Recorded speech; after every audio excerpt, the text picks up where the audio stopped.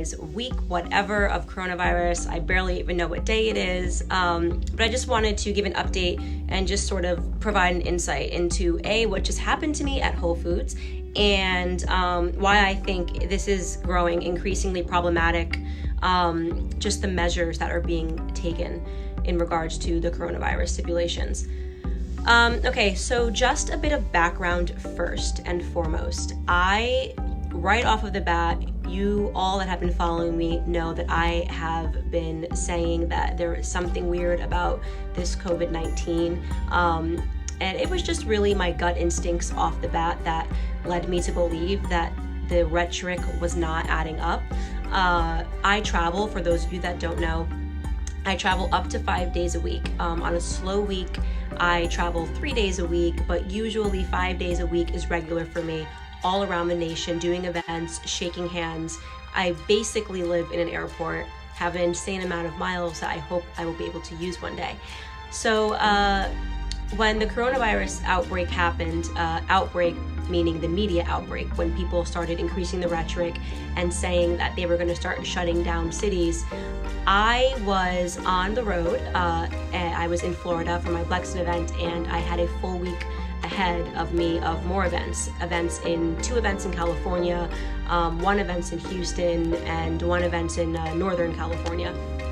So I did not cancel any of my events because I instantly calculated and I said, if what they are saying is true, if this virus is so virulent that it can jump 6 feet, if the virus can be transmitted ocularly, they were saying that you could get it could live on surfaces for hours and hours after it was touched, I just accepted my doom. I figured I either A, already had it, or B, was going to get it, because if you travel like me, there's no way not to get it. If you meet as many people as I do and shake as many hands as I do, you just have to accept your fate.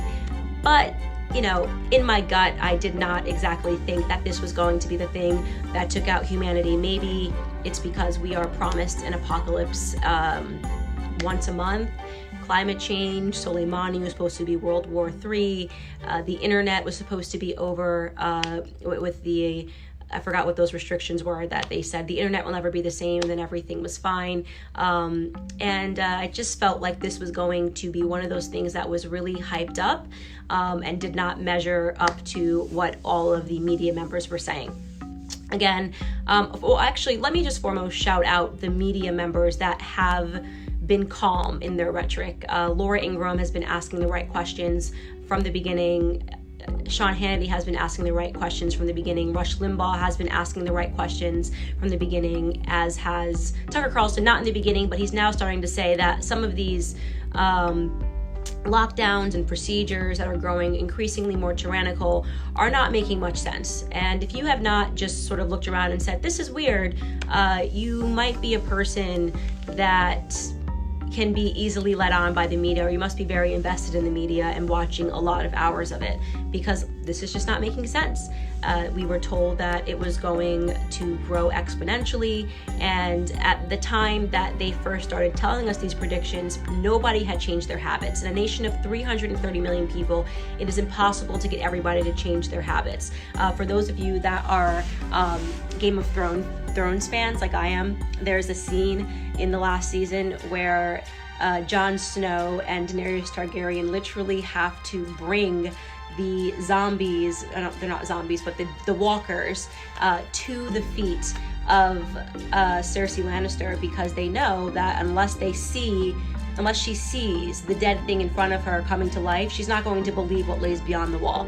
That's a great illustration of just regular human behavior. Most people, no matter how much you tell them that something's going to be bad, they're not going to actually edit their behaviors until death is on their front step. We were told that that was going to happen within the span of 2 weeks, and then it was going to be exponentially, and that millions were going to die. As of today, 23,000 have died, and some people never edited their behaviors. So I looked around instantly, and I saw that the spring breakers still went on spring break. You'll recall all of those high school kids and college kids on the news saying that they weren't going to give up their spring break, that they only live once, a very young mentality. in DC, which is where I live, they shut down, even though they shut down the universities, we were actually one of the last cities to adopt shut down the restaurants and shut down the bars. So we had for weeks people that, because they were not working, were day drinking, were spilling out of bars, just a ton of people together celebrating because they had work off, not because they were fearful of coronavirus. I happened to go to the Columbia Heights to get my hair done. The Dominicans were all partying in their neighborhood, like I get my hair done by the Dominicans.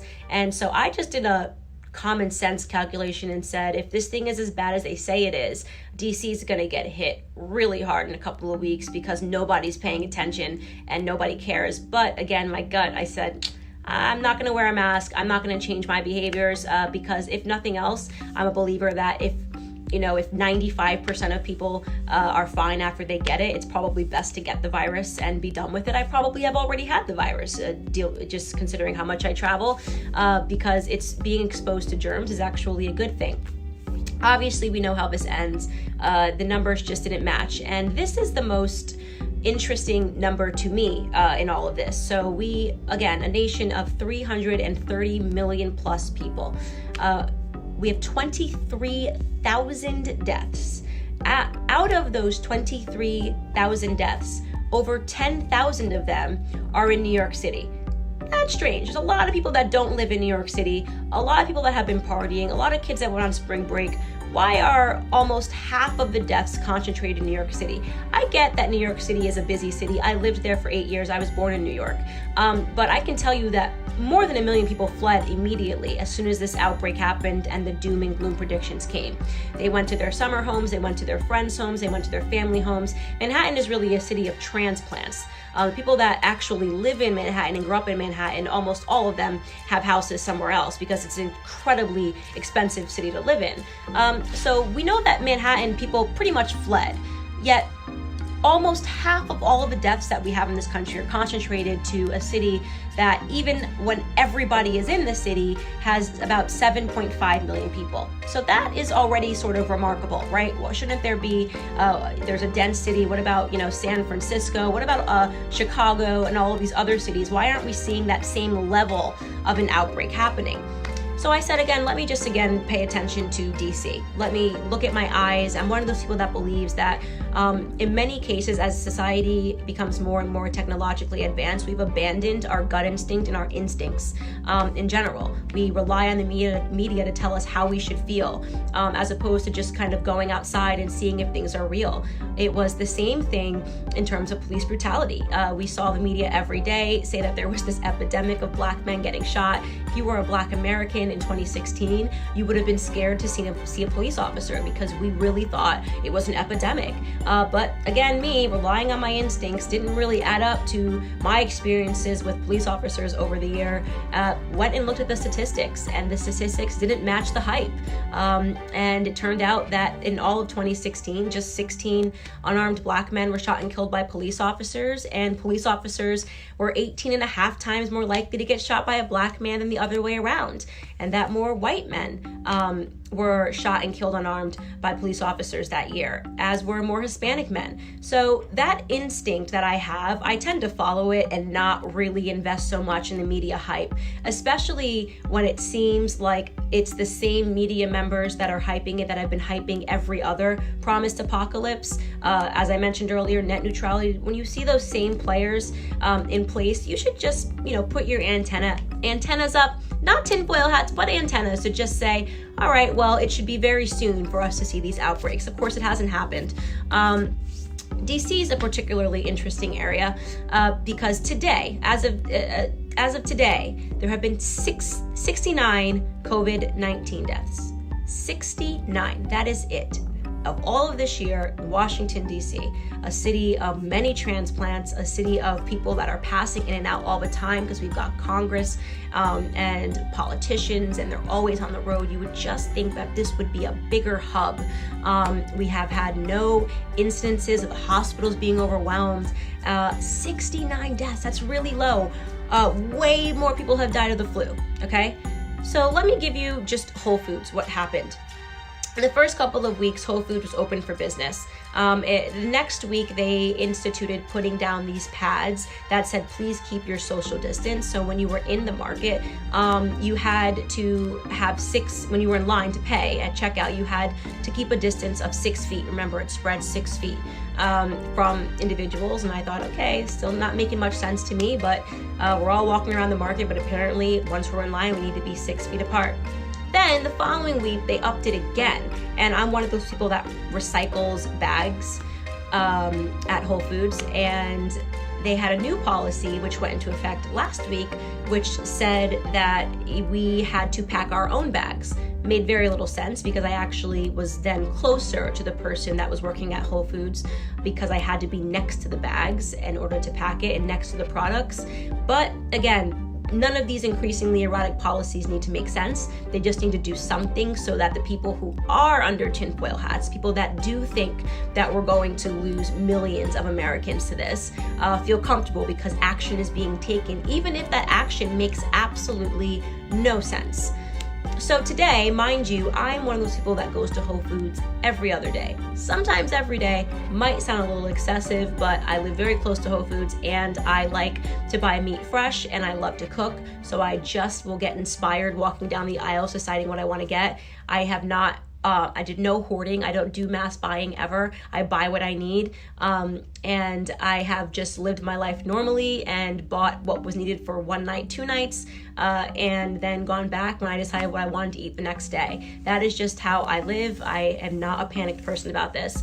I was surprised today to see that, which they already had the measure of making us wait outside. That was another step they took, where they have blue lines outside where everyone has to be apart 6 feet, or else you can't even enter the store, and they count how many people in, how many people out, because they want even more distance. Today I go in, and there's a police officer at the front, and she looks extremely frustrated to even be there. It's not a good use of police officers' time, and I do feel bad for them. So this video is not at all a shot at police officers. I know we're seeing so many of these videos of them showing up at 1-year-old parties or showing up at grocery stores, but this is what they're being told to do. So they really are just doing their job, and some of them don't agree with what they're doing. And this police officer clearly did not agree with what she was doing. And somebody, a person in Whole Foods, was rattling at her saying, nobody's wiped down this cart. Like, Whole Foods is now spraying the carts when you come out because they want to have the appearance of being extra, extra clean, even though you go to any other supermarket and they're not doing that. So the police officer was like, I don't work here. I can't really help you with that. And me and my husband kind of slipped in under the radar, not knowing that they had just put in place a new measure beginning on Monday, which stipulated that you have to have masks on. I don't have a mask. I have not tried to buy a mask. I have not went to look for a mask. I have been outside. I have been running. I am not one of those people that you see dressed up in Muslim medical garb now that is covering every ounce of their faces. I have just been completely myself. I don't have a mask, so I can't be required to put on something that I don't own. And so my husband and I realized that people were looking at us, but we're like, okay, you're allowed to be scared and wear a mask, but I don't think it's a requirement for every single person to freak out about wearing a mask. And the police officer comes up to us about 5 minutes into us being inside, and she's super frustrated, and she had masks, and she was like, you need to put on these masks. You know, you're lucky we don't take you out of here. And I'm like, what are we even talking about anymore? And apparently, she said that they are now allowed to stipulate that you have to wear a mask or you're not allowed to be inside of the store. And that, to me, I cannot understand how that is constitutional. Somebody explained to me how that is legal. Tell people they cannot buy food at a grocery store unless they have a medical mask on, because 69 people have died in the city. Just so you understand how low that is, DC deaths have been going down every month. We had a certain amount of deaths in January, less deaths in February, and even less deaths in March. So there's no epidemic here. We are not New York City. There is no reason for us to be increasing. There have been no outbreaks in any of the regions that I just told you about, in the Columbia Heights, There's not been an outbreak in all of those bars and down 14th Street, which is where everybody hangs out and where everybody was hanging out. So they've been increasing the measures, and there's no empirical data which explains why they're increasing the measures. They're just deciding on more activities. Tomorrow you could wake up and they could say that it helps to hop on one foot and do the chicken dance, and everyone's gonna have to start doing it, even though there's absolutely no reason. Again, there is no outbreak. People are not dying at a higher rate. So what is with this? What is with this policy? What we're seeing happen now is blatant tyranny. It is a quarantine when sick people are made to stay home. It is not a quarantine when healthy people are made to stay home. That is called tyranny.